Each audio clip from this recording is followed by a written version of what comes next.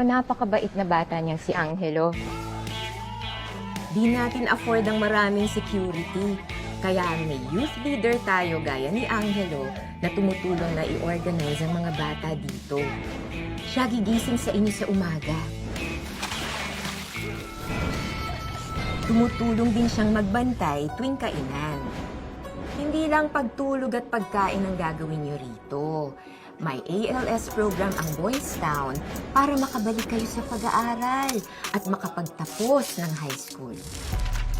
Pagkatapos naman ng klase, tutulong din kayo sa mga gawaing bahay. Lahat dito tulong-tulong para mapanatiling maayos ang Boys Town. Alas 9 pa lang, lights out na rito. Isasara ang mga pinto ng kwarto ninyo at bawal na kayong lumabas.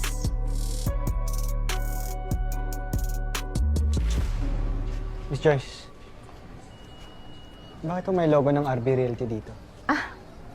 Ang mga Victor kasi ang nagpatayo nito. Sila rin ang nagmamanage. Sa darating na weekend, may charity event tayo dito. Darating ang mga Victor kasama ang ibang mga investors. Lahat ng bata dito magpe-perform. Kasama na kayo doon.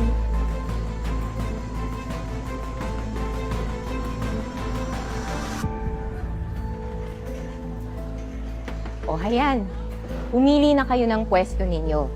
Makihalubilo muna kayo ha, para magka-friends na kayo. Oh, Joyce. Angelo, ikaw nang bahala sa kanila ha. Miss Joyce, ang mahal. Kain na kayo. Sige na, sige. Go. Saglit lang ha, dadalhan ko lang ng pagkain kasama ko. Kayo na bahala dyan.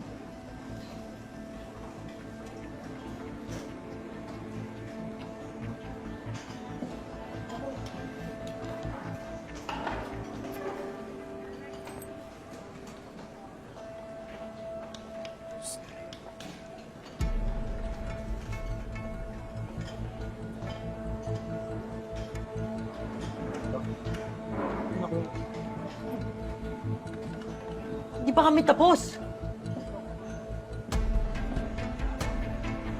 Ako ang magsasabi kung kailan kayo mag-uumpisa at magtapos kumain. At simula ngayon, kayo lang sasalo sa trabaho namin buong linggo. Nagkakaintindihan ba tayo? Nick mo.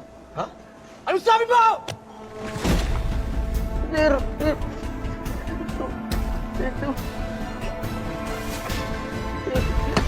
Tigil mo yan. Ano? Papalaga? Kung lunurin ka sa sopas, patigilin mo to. Ano nangyari? Itong mga bago nagpasimulo ng away. Nababaligtad to ah. Siya pagsabihin mo. Utusan mo ba ako, ha? Kilalanin mo kung sinong binabangga mo. Patay na si Lando. Kaya huwag ka maghari-harian. Wala kang poder dito!